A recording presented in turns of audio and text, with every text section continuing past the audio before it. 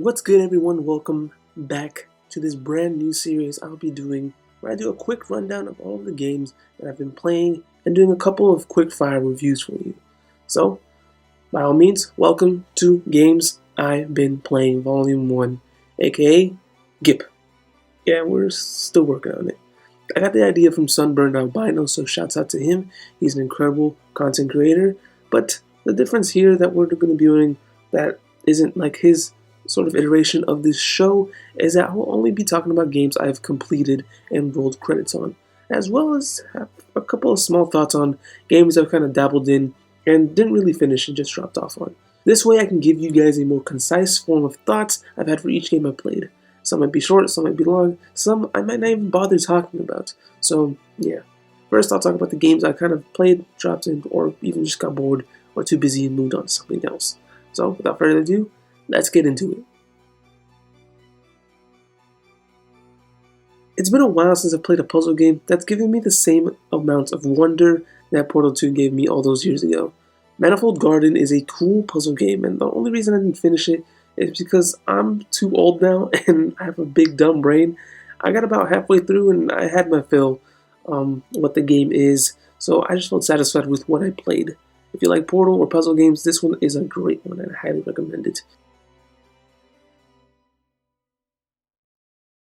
Speaking of cool puzzle games, this one's cool too. The only thing that hindered my experience was its frame rate. Jumping from Manifold Garden's smooth 60 frames per second to Superliminal's 30 kind of just felt jarring. I played these two in the same day, so that might have been it, but yeah. I was also playing on a PS5, so it's kind of surprising that the frame rate wasn't great, but aside from that, it's cool. It's a cool, trippy, and fun experience, and the same thing happened here where I just had my fill of the game. Plus, there's a section that got bugged out, and I was just like, you know what, I'm good. I had my fill, and yeah, that's about it. It's a cool game. I recommend both of these cool puzzle games if you're into puzzle games or games like Portal. They have a nice sense of humor, especially Superliminal, and yeah, it's a good experience. Yeah, my expectations for this game were low as it is, but honestly, even with making it free, it was a bit of a waste of time for me.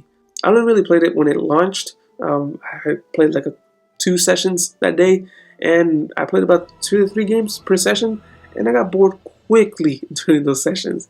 These derby type games have to have a super interesting twist to make them fun, like Twisted Metal or Dirt Showdown, where you have weapons or race during a derby. All Stars, however, has this twist of being able to swap vehicles and run around the area and have characters with all these abilities and stuff like that, but honestly, it's not much. Most of the characters don't really do much, and the characters that do much, everyone plays as them already.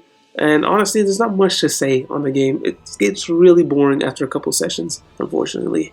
I really hope that they get to bring this game back around and do something crazy with it, but for now, it's just kind of whatever. It's interesting that they dropped the price from $70 to $20 now that it's going to be a full retail release. So maybe that says a lot, but yeah. Yeah, I could sum up this game pretty quick. It's pretty and has a cool world, but has very mediocre gameplay. I really wish they'd revisit this game or this series, I guess make it a series, make a sequel that pretty much improves everything. I might make a video about this later, but yeah, that's about it. Now on to the games that I have some serious thoughts on and have beaten and played completely.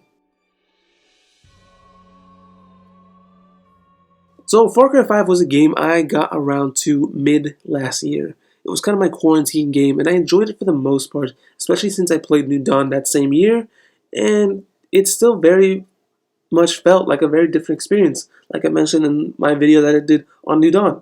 Even though the map was pretty much the same, it really felt like a completely different experience since I was going about it much differently. But why did I only beat it this month? Well, because I got bored and I dropped it a couple months ago, and I got bored again, so I decided to go back and wrap up that last section I had of the game. And that's about it. I beat it, and honestly, I felt kind of empty. Not because of the big twist, because I already knew what was going to happen, but because it just kind of felt underwhelming those couple hours. And that kind of sucked. The game is fun, don't get me wrong. However, the story missions just kind of weren't interesting to me.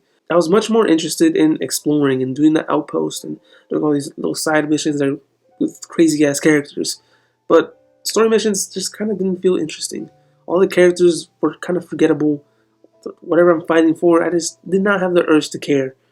The most interesting section for the game for me was one of the brothers. I forgot what his name was, but he was the redhead one. Yeah, that guy. And that section was most interesting for me, story-wise, because he kind of manipulates you for you to do his job for him. And it's kind of cool. Other than that, John Seed's section, who cares?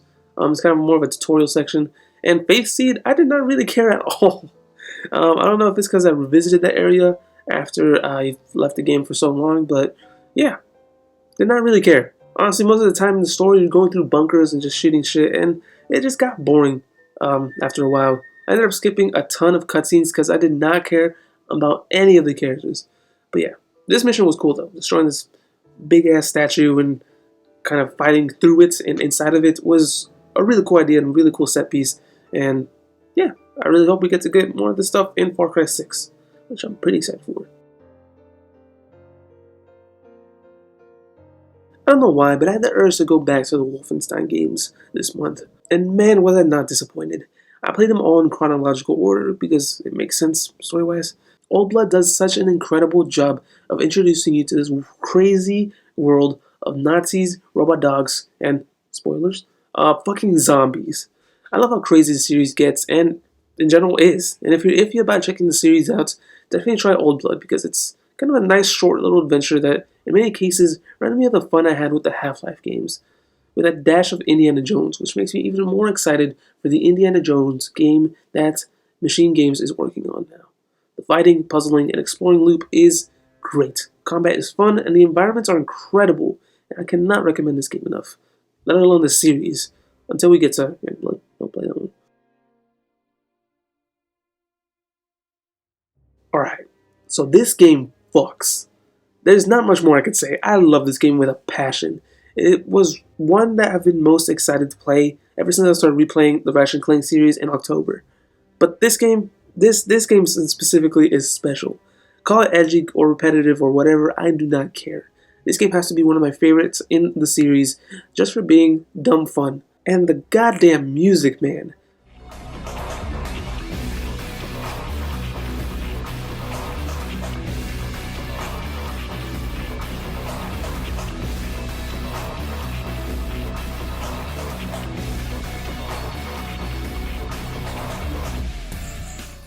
I cannot recommend this enough.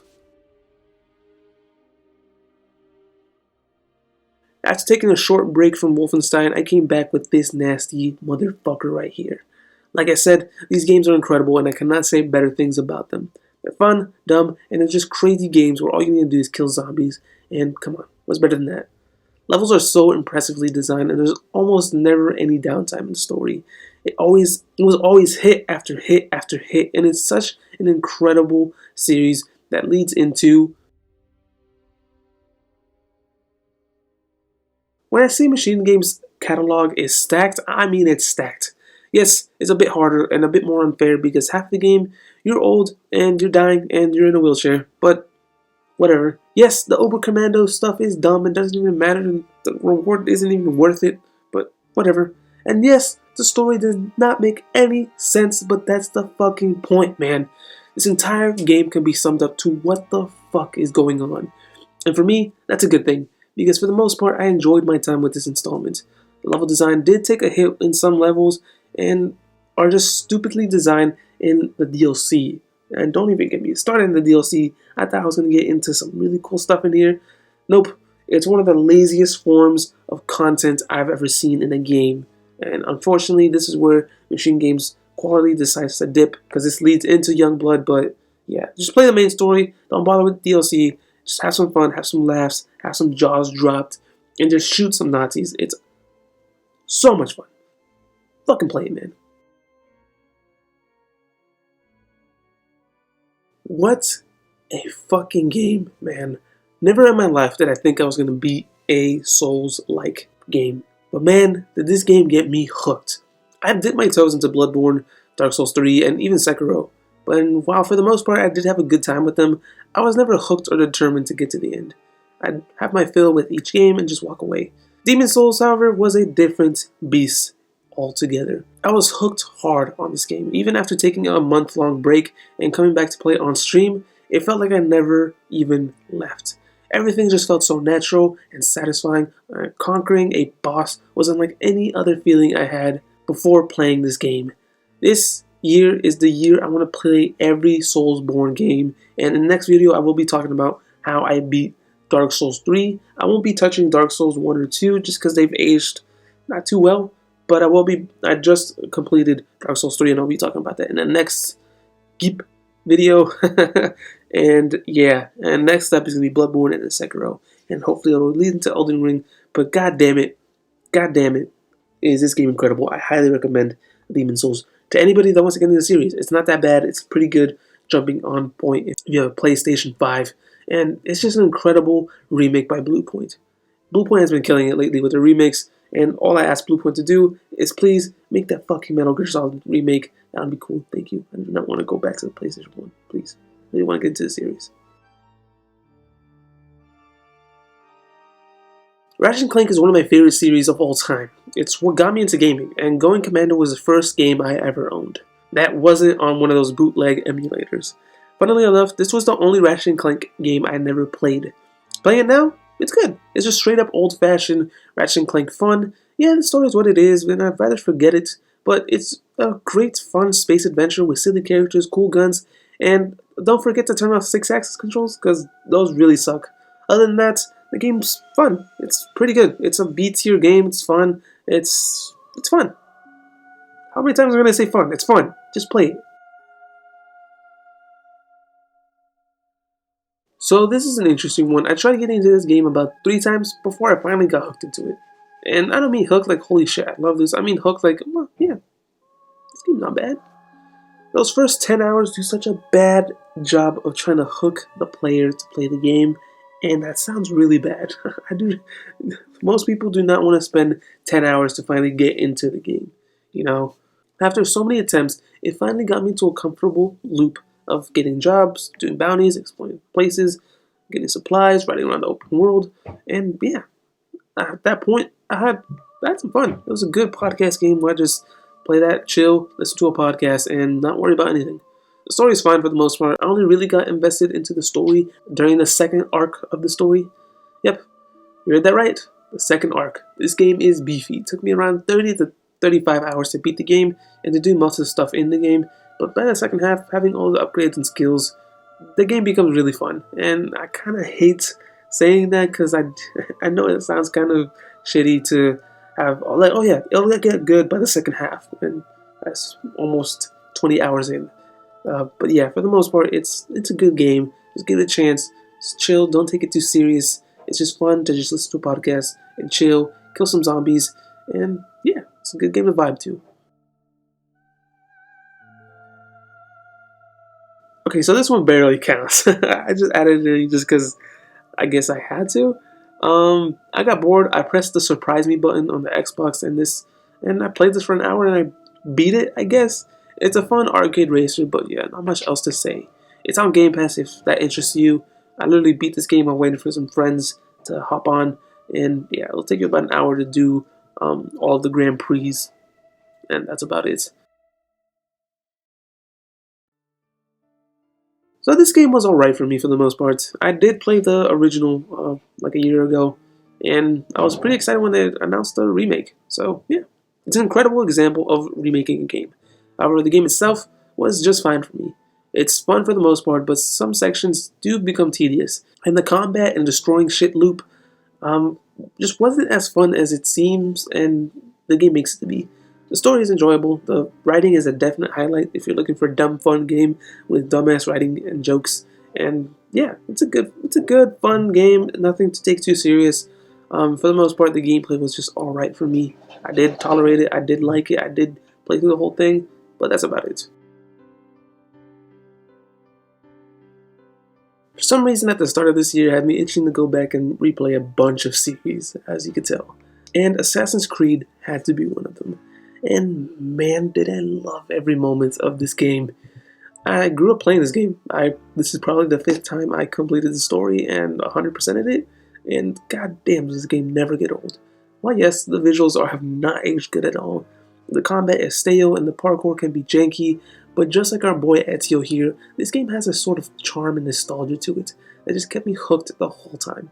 I'm planning on replaying the entire mainline series, except for the first game, because that game is not great, and 100%ing them all, for the most part, collectibles-wise.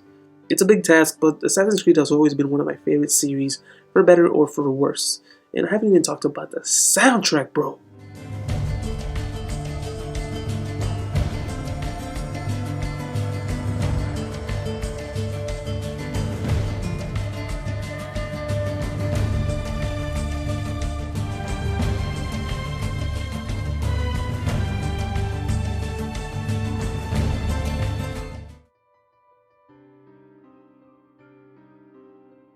So I'm gonna be honest, I was kind of bored the entire time playing this. I played it a lot when it came out, and since then I've been going through the series as well, and this was one I was actually looking forward to playing and re-experiencing, and man, I don't know, I just could not do it. Yeah, the hover boots are cool and whatever, the story was interesting, it might be one of the best in the series, and it does good on its own. However, at this point, unfortunately, I think I'm starting to feel the fatigue from playing through all of the series.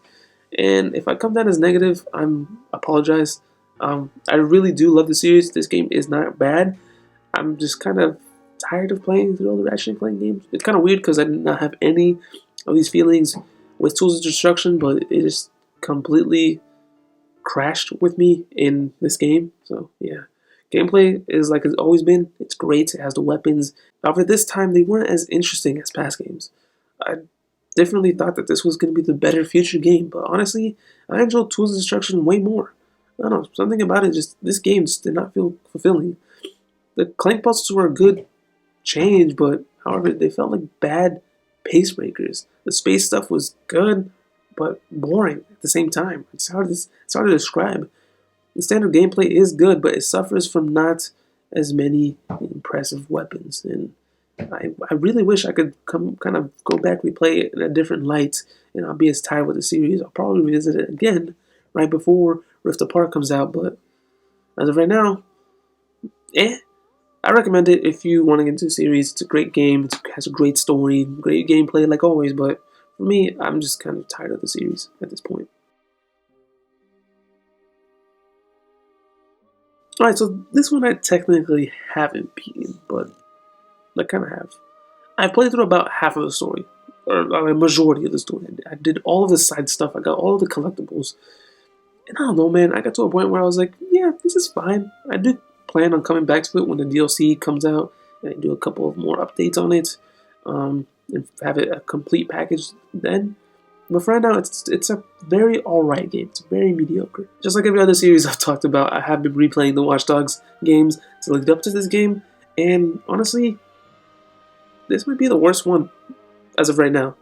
The first game is great, honestly. I do recognize that it was overhyped and that it didn't do as great and didn't deliver on a lot of promises. But playing it how it is, accepting it how it is a great game.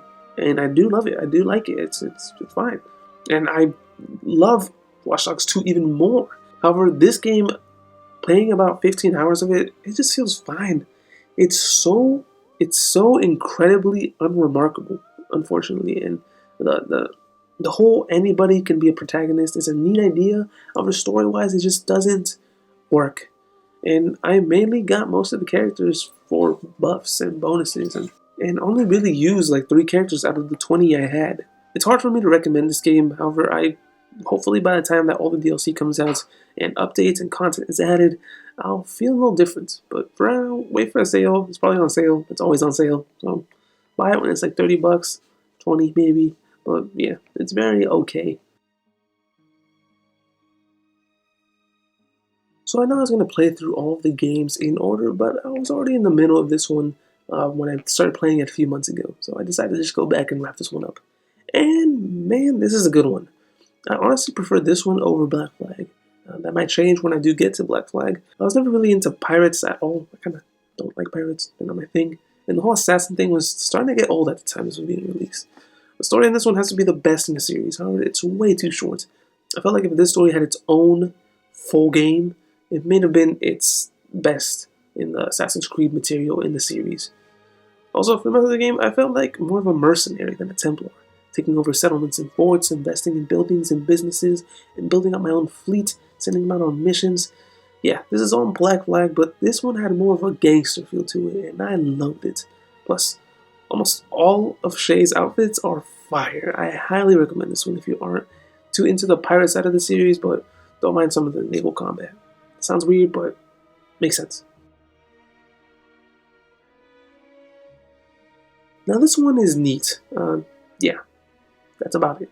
There's not much I can say. It's a nice short little story that's sweet about love and letting go, and it's nice. If you're going through something and need a little motivation or a push, play this one. It's pretty nice. It's about $3 anywhere. So yeah.